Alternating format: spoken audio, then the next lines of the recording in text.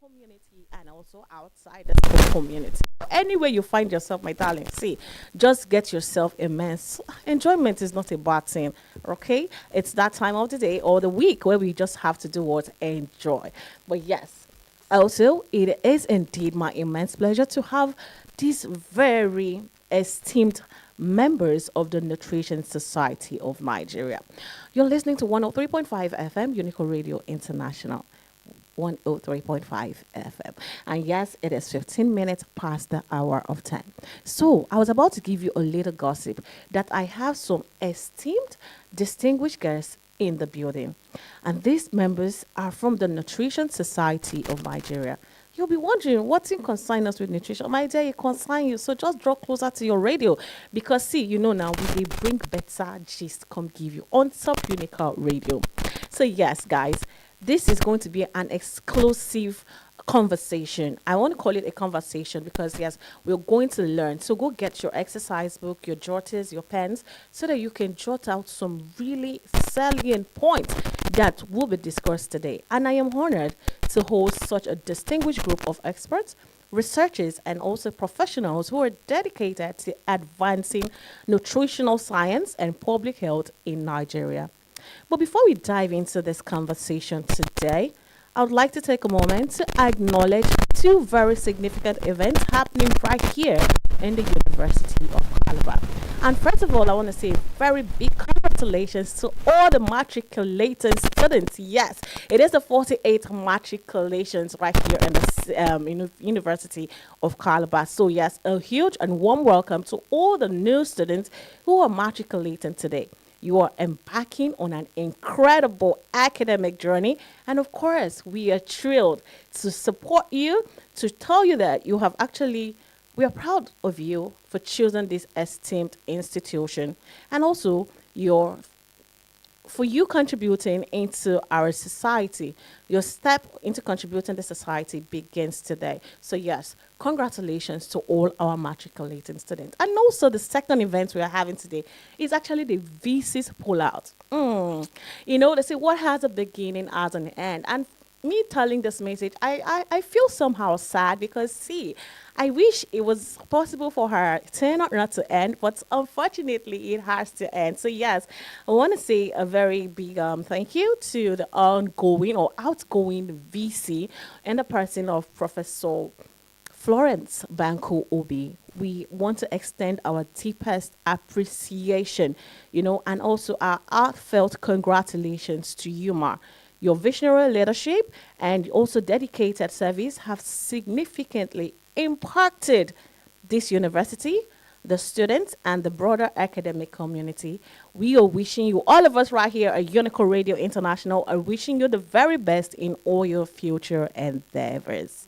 So, guys, yes, welcome back from all our congratulations. And now let us head over to the business of the day. I said before that I have distinguished guests right here in the studio. And yes, these people are from the Nutrition Society of Nigeria, NSN. And so, these particular people, which are from the Cross River State chapter, they are an active professional body focusing on community in nutrition awareness, advocacy, and education under the National Nutrition Society of Nigeria umbrella. Now, what do they do? Their key activities include organizing events like the World Food Day Week, which was held in October 2025, which featured community fitness and advocacy works. Also, they engage in policy advocacy to drive state-level nutrition, financing, innovation, and institutional reform, including advocating for funding and biofortified crop farms. They also participate in major initiatives like the Maternal, Newborn, and Child Health Week campaigns to serve vulnerable populations. They also collaborate with partners such as the Civil Society Scaling Up Nutrition in Nigeria and UNICEF to boost investment in nutrition services. I know you want to find out who this person is because I'm hyping them too much, right? All right, relax, guys. You're going to find out really soon. So join me as I welcome my distinguished guest in the studio. I will start with Professor Mary Mbekam. She is the chapter chairman, Nutrition Society of Nigeria, Cross River State. I also have in the studio with me Professor Nkechi Enebong. She is the patron, Nutrition Society of Nigeria, Cross River State. I also have in the building with me Mrs. Edie Toby. She is a member, Nutrition Society of Nigeria. And I also have in the building Mrs. Edun Epeyon. She is the secretary, Nutrition Society of Nigeria, Cross River State. So join me as we are saying, thank you so much for joining us today on 103.5 FM. Of course, I know that we're going to have an amazing conversation. So good morning, ladies in the house. Good morning. Thank you. Thank you. All right, so we are indeed super thrilled to have you, and I'm sure that we're going to have a lot to talk about. Because yes, I want to know what nutrition is and how it affects each and every one of us. From when people hear the word nutrition, they really focus their mind on just children and all. But I believe as adults would have a lot to gain from this conversation. Okay, so now let us start from order of importance, like the importance of sustainable nutrition. And I'm going to start with Professor Mbekam. What does sustainable nutrition mean to Nigerians? Sustainable nutrition, as we have just said, is a way of maintaining nutrition throughout life. And not just maintaining nutrition, you are also maintaining how productivity is coming, how health is maintained, and how individuals can have food from now and the future generation. So, by the way, we can just say sustainable nutrition is the dietary patterns that promote well-being of individuals, that takes into account the environmental sustainability of the production of the food, the accessibility of the food, the affordability of the food, and not just for our generation, but the future generation, that it will not mar their needs in the future. So we are looking at how food impact our health, how food can be used for even settlement of situations, how food is used as hospitality reasons. When we go out to events, we are looking forward to eating food. Of course. Why do we need the food? Why should we bother about food? Food is a source of life. From the beginning to the end, we need food. Sure. And so when we are looking at nutrition, some people just think that nutrition is just about food for food. No, we are looking at nutrition in the broader terms of it. So when we are talking of nutrition, we are looking at the science and the art of having food at all times for all people. And these people being able to make choices of this food that will be, bring about development, bring about good health, bring about, in fact, our body as it is, they have lifespan. And if we are going to use food to treat ourselves, then we need to know what food are we eating. It's not just enough to eat food, but what kind of food. We are looking at sustainability of this throughout our generation and the generation yet unborn, so that it will bring development to us as individuals, development to us as a society. And we are also going to look at the environment. Is the environment viable enough to produce food? Okay. Do we have, today we look at climate change. Is it affecting us? Is it affecting our productivity? And if we have flood, for instance, will we be able to stand and produce food? So these are all the things we go out to talk about, so that people will now begin to have an idea. Oh, it's not just about the food we eat, but how the food is also prepared. Right. Because if the food is poorly prepared, it will impact our health. And who knows? You end up in the hospital instead of eating food. Okay, that's quite a good start. All right. Okay, still on that, food and how it affects our health. Now, how does nutrition impact health and productivity? Nutrition, like I said, is the art and science of food and food nutrients. And you wonder, what are food nutrients? Food nutrients are those chemical components that are able to be used in the body. We have carbohydrate, we have protein, we have vitamins, we have minerals, we have water. Each of these one acts as a building block of the body. So if we are not able to understand this from the beginning, then we will not be able to understand it. And when we are looking at nutrition, we are also looking at nutrition in terms of what we take in. When we take the food in, what happens to the food? The food has to be absorbed. It has to be metabolized. It has to be assimilated. And then the byproduct of this has to be excreted. All these have to come into play, because if we do not understand this process, we will not know what is happening. And so when we have this, we will know that we are not just coming from the point of view of just eating. We are coming from the point of view of knowing what you are eating and when you are eating it and what happens to it. And if it is not there in the body, what happens? You know, we have a problem of not really having food. Yes, we have different kinds of food. We think we can swallow, you can chew, but what are you swallowing? What are you chewing? What will it happen to you if you take it in excess? And what will happen if you don't take it at all? Enough? So here we are. These are issues we need to look at critically. Awesome, really nice. But wait, before I move on, is it that men also are not part of the Nutrition Society of Nigeria? No, it's not. They are there. In fact, our national president is a man. Okay. And we have a lot of them. It's just that you know, sometimes it depends on how you're running your organization. Okay. In this group right now, there are many, and they keep supporting us. In fact, they are the champions. So we in nutrition, we don't marginalize. Because we are not looking at just the women. We are also looking at the men as well. The household in totality. Awesome. Okay, coming over to you, Professor Enebo. We want to look at locally sourced foods right now. How do you think that Nigerians can incorporate more locally sourced and seasonal foods into their diets? Thank you so much. I think first of all, it's important for us to know what we mean by locally sourced food. Yes. So maybe a brief explanation or definition. Locally sourced foods are those foods that are produced and sold within a specific geographical location. And if you go to the literature, they will tell you not about 500 miles away. Or some people will say foods that are produced within a country or within a locality. So these are what we refer to as locally sourced foods. And the next question, the question you asked is how will Nigerians incorporate?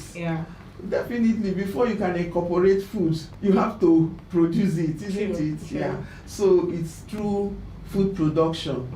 And if we talk of food production, let's start. Charity begins at home. If the food is first of all, the food has to be available. That means it has to be produced. And if it is produced, it also has to be accessible and affordable for people to buy. To do that, it means we need to produce the foods. And to produce the foods, if we start charity starting from home, if we have home gardens, community gardens, at least we've already started. And then if government can encourage small and medium scale business, or agriculturists to produce, these foods, then we will have them. Because it's only when they are available, when you go to the market, you find them to buy. Then that's when you can incorporate them into your diet. And again, people need to be aware that these things exist, that these locally sourced foods are beneficial to their health. You ask the question, how is nutrition related to health? So they need to know that these foods that are locally sourced are beneficial to them health-wise. It's beneficial to the economy. It's also beneficial to the environment.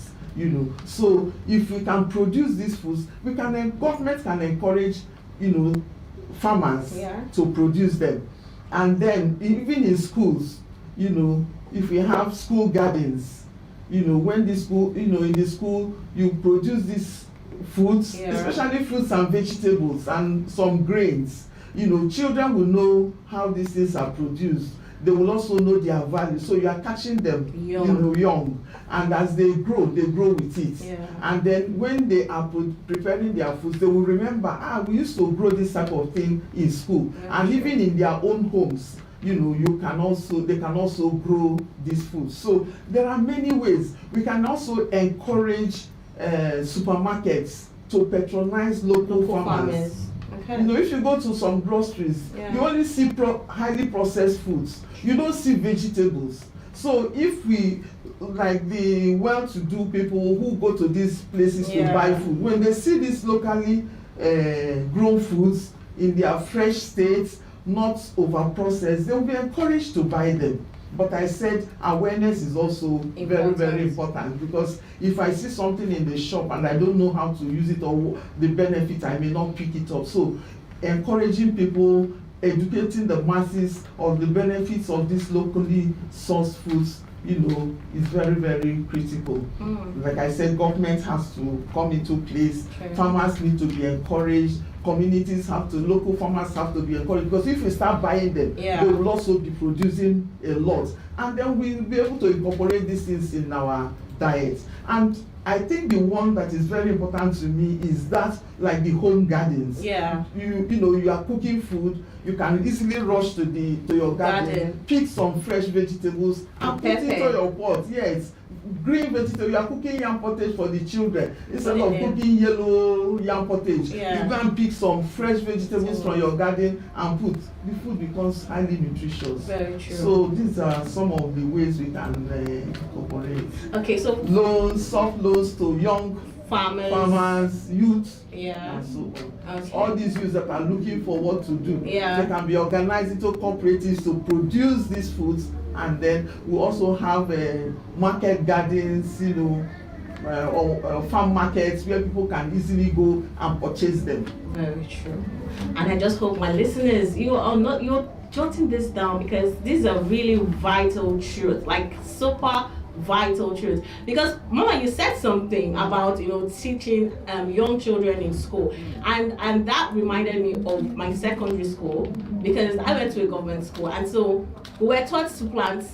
And so I got to learn that, and I incorporated what I learned by planting little vegetables around me. So people know me as Madam Sharp Sharp, because I want to eat. I'll just enter my garden and my food is ready as fast as that. So yes, this actually, what you just said is really true, because if the younger ones are able to learn this habit, I think we'll be able to have more nutritious food compared to the processed food. Okay, still with you, Professor. What are the benefits of consuming locally produced foods? The benefits are, it's beneficial, as I was talking, I talked of, it's beneficial to our health. It's beneficial to the environment. It's also beneficial to the economy. If I start with the economy, like I've talked of young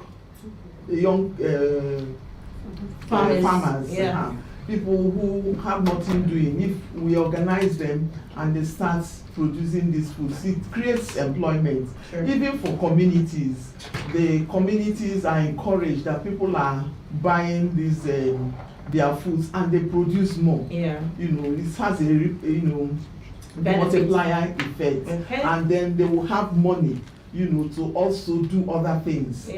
So it's good for the economy, especially the rural business people, the small and medium scale farmers. It will actually boost their livelihood. And then when I talk of it's nutritious, when you buy food that is locally sourced, it has not traveled long distances. I remember if I go to the market at times, you see these people who sell things like cabbage, carrot, and vegetables. They tell you, oh, the vehicle spoils on the way, and because of it, they will bring food material that are already spoiling. So it's also encouraging waste. But if it is from around the environment, it's easier for people to access them before they go bad. It reduces food waste, and then the food is fresher. You know, vegetable, like I'm using vegetables because they are highly perishable. Yeah. If you are transporting vegetable from a long distance, before it gets to the consumer, you've already lost some nutrients. True. So, but if you buy them fresh, you are eating them with their freshness, their flavor, the taste, everything is intact. True. Do you understand? So it will, you know, the body, you know, when you eat it, you are eating something that is more nutritious. Yeah. You've not lost the minerals and vitamins, the antioxidants that we are looking for, you know, in those foods. Because these antioxidants actually help us keep us healthy. You know, works against free radicals in the body. So you know, so in terms of nutrition, is better to eat fresh food than when we have processed them or we have put preservatives on them to allow them, you know, stay long, you know, spray things, you know, avoid contamination, avoid infection and things like that. Because once you can't transport something to the consumer, you have to process it in such a way that it will, you know, to extend its shelf life. And in doing that, you may be adding things that may harm the body. So in terms of that, then again, when we talk of the environment, we are talking about sustainable nutrition and sustainable food production. You know, we know that food production is one of the things that is causing part of our environmental problem, the climate change. We know that 20 to 30% of the greenhouse gas emission come from food production. And even in the process of transporting these foods, you know, from long distances, you know, the fossil fuel that the vehicle is, you know, burning, the pollution of the environment, even the food, when the food is deteriorating, it's also emitting these gases that we are talking about. So, you know, it has a lot to do with also making the environment to be, you know, clean and safe for us. So, you know, it has a lot. And then when you are buying a locally sourced food, you go to the place where maybe the farmer is there.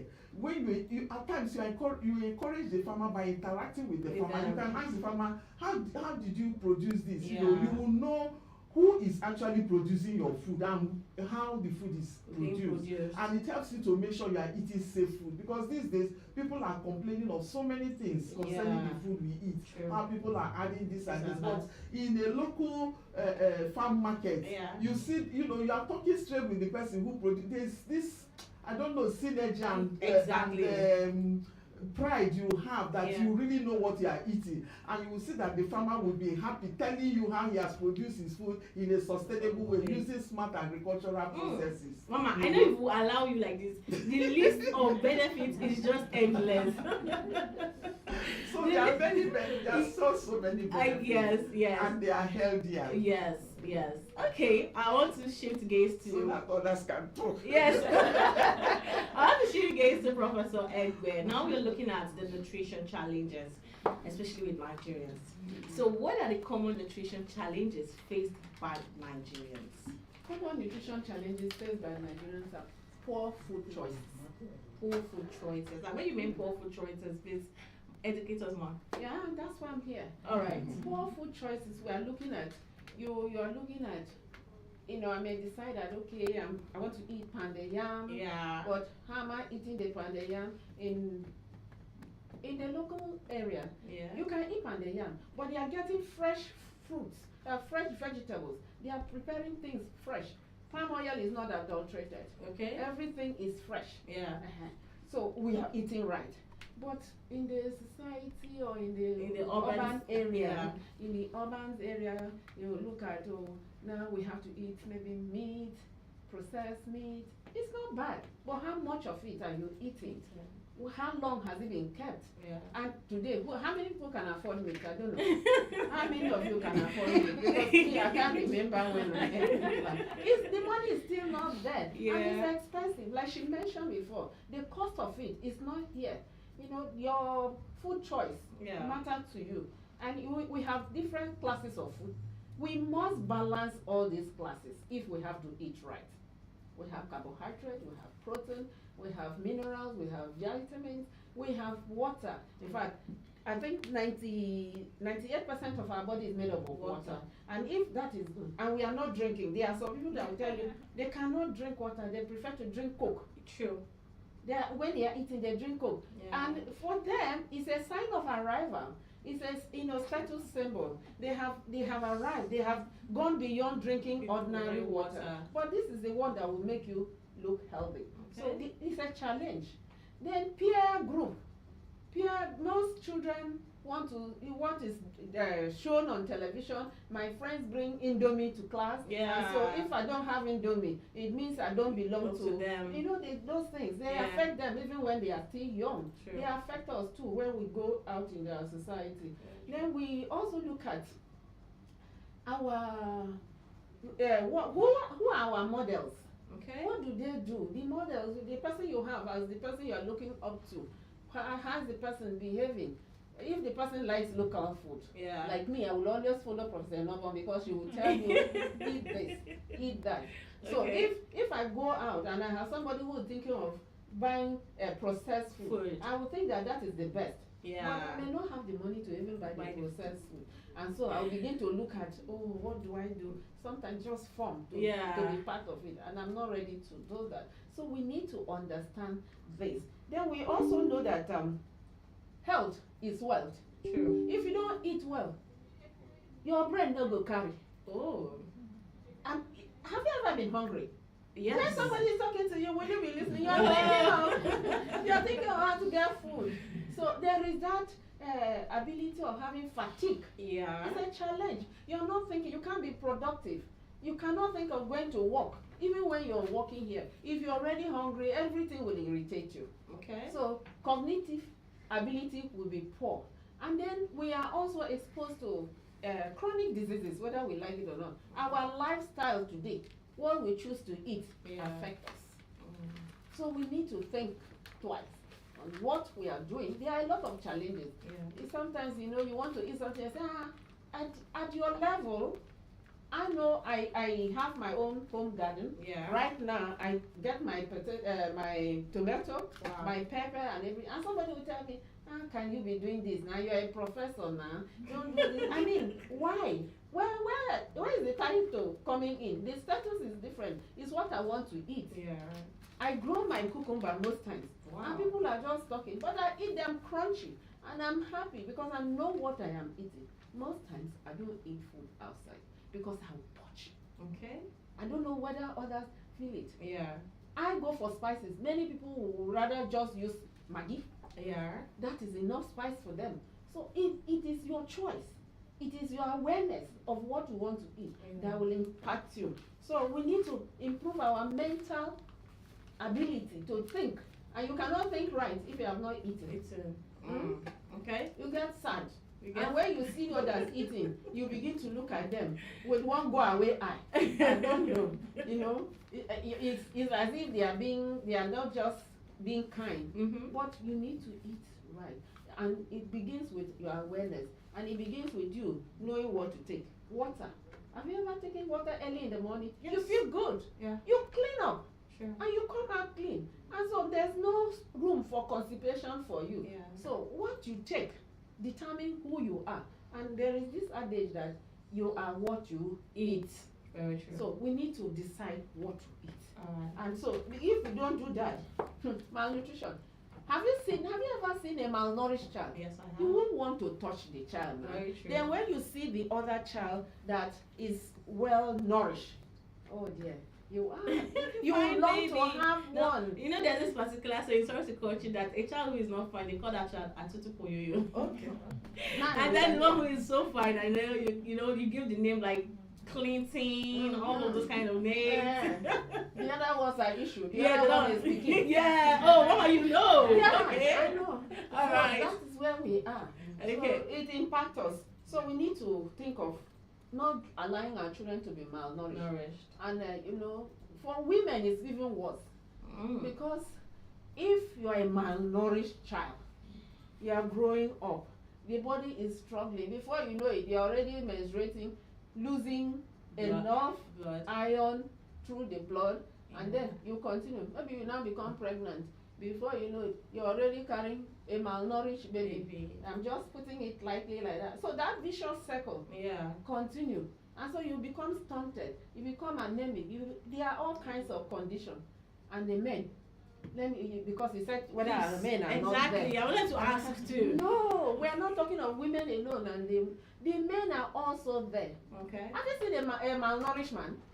Well, When they choose to drink a lot, yes, I have. some of them are alcoholic. They don't have the appetite to eat other food again. Yeah. And so the alcohol is now nourishing and taking everything from them, withdrawing them all. There we are. Yeah. And most of them, the workload in their offices, no, don't worry. And let me just go and get to the office. Sometimes they give them food to take to the office. Yeah. They don't have the time to eat it. They bring it back home, and the woman begin to think maybe somebody else had been giving him food. Some of them are already, starving. Yeah. But they want to achieve. You cannot achieve without eating. And not just eating right. Because right. if you stay in the office and sell for food, you don't know how it was prepared. But you are sure of what was prepared at home. And if you are not there, ask. There's nothing wrong with the men cooking too. Let us know that they have to know what they are eating. I just believe that we need to have this session more often because there's a lot to talk about. We are just watching our time, Mama. And the thing is, if we had all the time, 24 hours, we will not exhaust this topic at all. Alright guys, you're still listening to the Nutrition Society of Nigeria. This group, this formidable group, actually enlightened us so far on what we can do to balance our diet and also to see how we can make sure we eat well nourished foods. Yes, I have 4 amazing strong women in the building. Don't worry, if you're a guy listening to this, the guys are there, they're supporting from the back, okay, behind the scene. So the guys are there in the building. So you're still on to 103.5 FM. And right now I'm shifting gaze to Mrs. Edom Ekpeyon. We want to look at sustainable food systems right now. How can sustainable food systems be promoted in Nigeria? Thank you for the question. Yeah.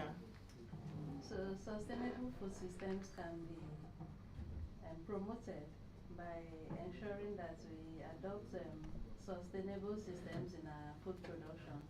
For instance, we know the farmers used to adopt these shifts, cropping, cultivation. You plant in a certain area, after you move to another area. Those systems are still viable today. We can still adopt those systems. And then they can also adopt drought-resistant crops, because these days we are battling with climate change. In a particular season, there's excessive rainfall. Another season, there's no water at all. So we have to find a way to grow crops all year round, whether there's rain or not.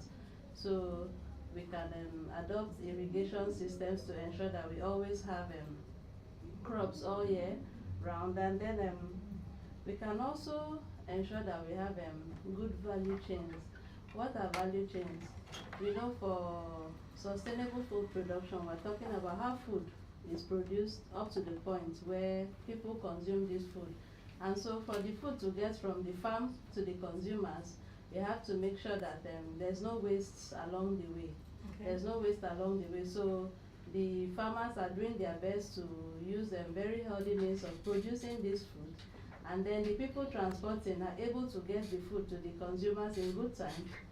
And then the people selling are able to keep this food in a way that they don't introduce excessive preservation or preservation methods, so that people getting this food at the end of the day are sure of what they are eating.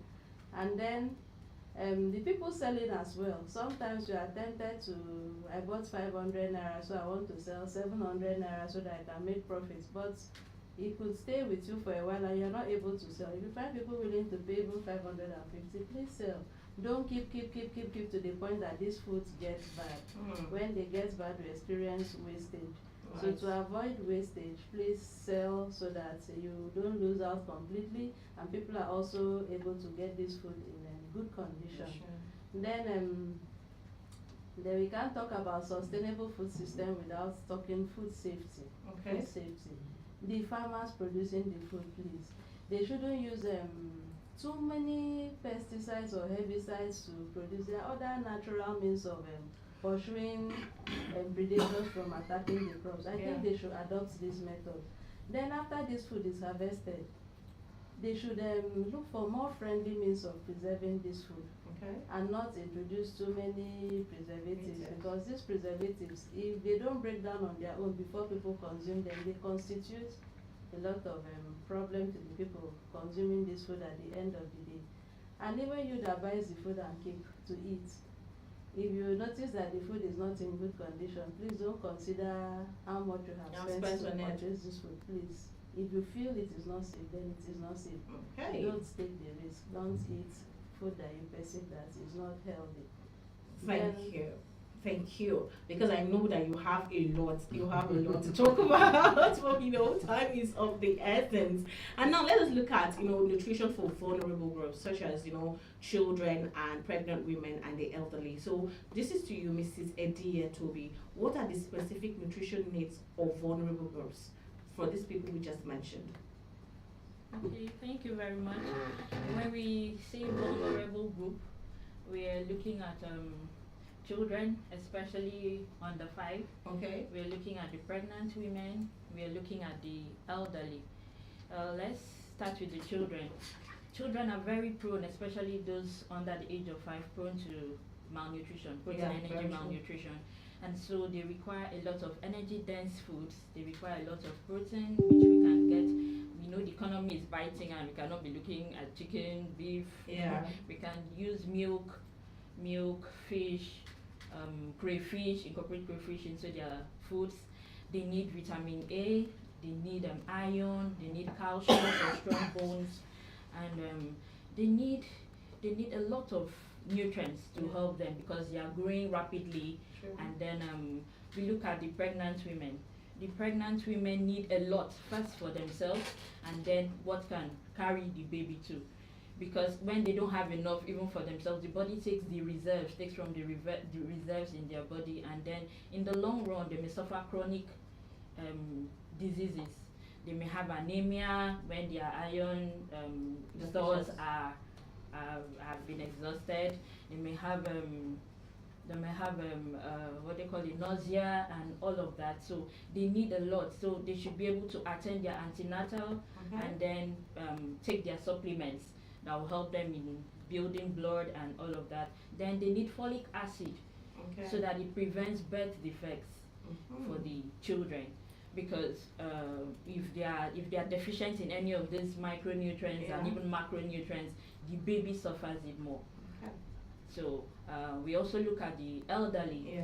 The elderly are a group of people that we really need to be gentle with, because at that age they may not be having appetite. So we need to make their food enticing for them. We need to give them soft food that will make them chew or eat easily. We need to give them foods that are rich in calcium that will help them for their bones and prevent arthritis and all those elderly diseases.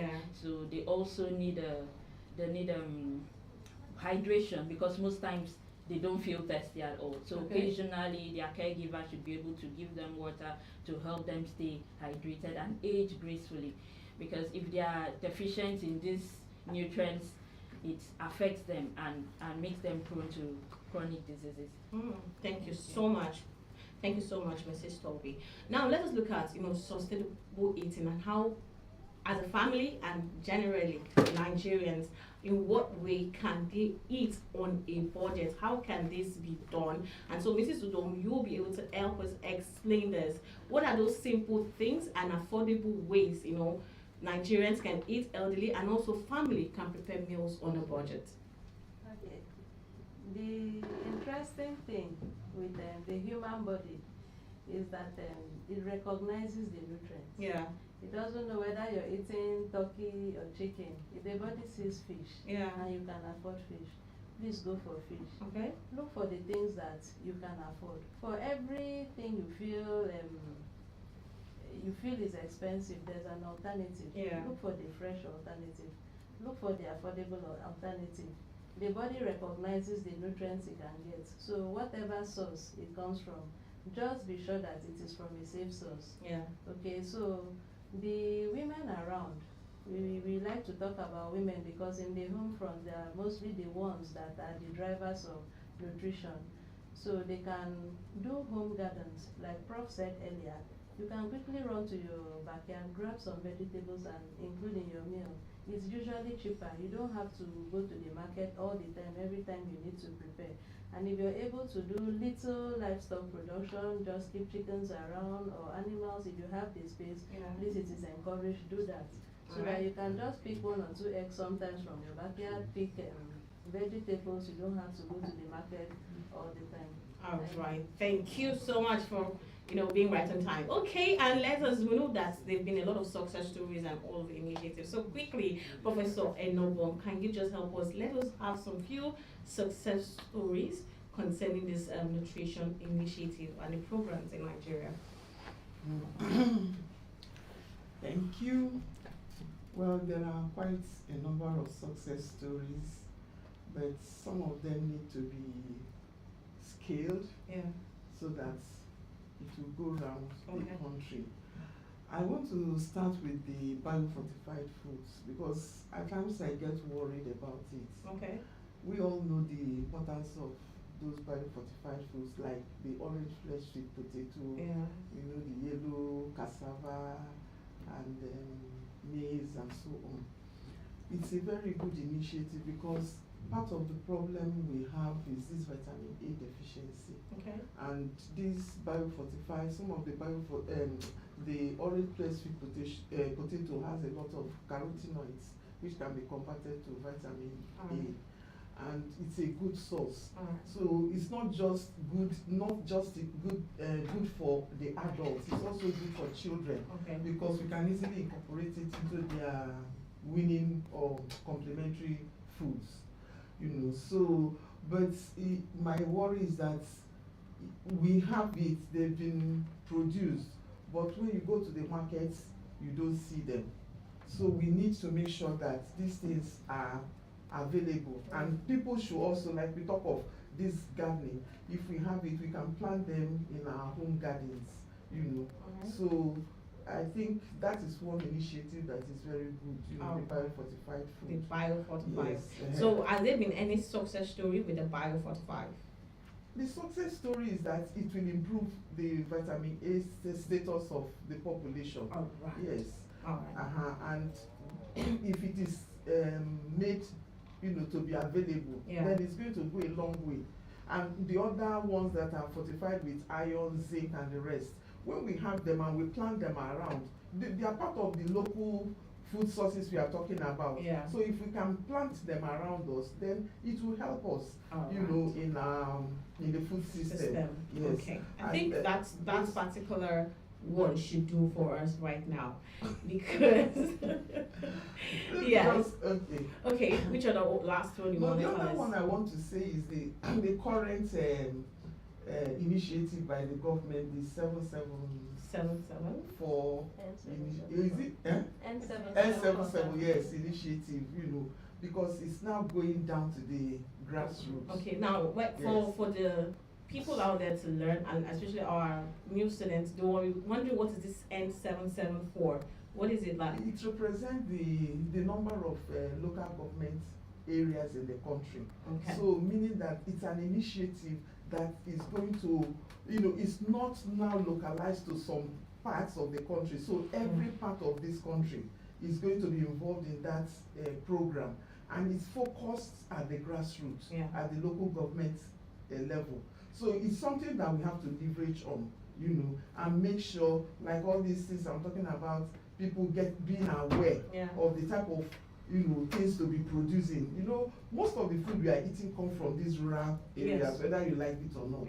So this initiative, we should be able to use it in such a way that we are able to put the right ideas, into the local farmers, the local communities, teach them all these things we are talking about, so that they will also practice them. It's not just knowing them, but be able to practice them, because that's the only time we will have the impact that we are looking for, and it will reduce our, malnutrition indices. Yes. Thank you so much. Thank you so much, Professor Enebong. And now we want to find out, because that's from you, Professor Beckham. What do you think that your listeners and individuals out there can do to get involved in the nutritional week activity, in this National Nutritional Week activity? What do you think they can do to be a part of it? One of the things, thank you very much, one of the things they can do is learn. Learning is constant. Okay. Because when you are aware of a situation, you will not wait for someone to tell you to correct any abnormality. Yeah. So we currently are trying to give nutrition education. Okay. So that is one way. If they are listening, they would have learned one or two things that, okay, it may not be everything, but one thing will be taken. Sure. Then another thing they need to know is that they have to learn to eat right. Learning is coming in again. You are not just eating because you want to eat, Yeah. but you have to eat right. Know what you are eating, Okay. and where you are eating from. Okay. And most people depend on fast food. Well, most of those ones are processed food. Okay. If you go where there is a local kitchen, they tell you local restaurant. I don't know which one. Yeah, many people prefer to go there. Yeah. Because you're thinking that these ones are fresh, and they remind you of yesterday where you're coming from. But if you don't have, you go, they say, okay, we are eating fried rice, and what is the fried rice, and what is everything colored, you're just eating. All right. So we need to learn. We need to learn. Be aware of our environment. And like she said from the beginning, what is produced there? Yeah. Around here, we are known for our kind of soup. Yes. Any visitor coming, they will say, oh, did you eat afang? Did you eat edikaiko? Did you eat, Yeah. These ones, as you are eating, you want to eat Very again. true. Do you understand? So, the accessibility of the food, affordability of the food, and the main fact that the food can be sustained for a period of time makes a whole lot of difference. If I come in today and I want a particular food and it's not there because I want it, tomorrow I come, it's not there, of course I will switch to what is available. Very true. So we need to have food all year round, and we must take into consideration the environment too. We have to also look at the acceptability of that food around the people. Yeah. And then the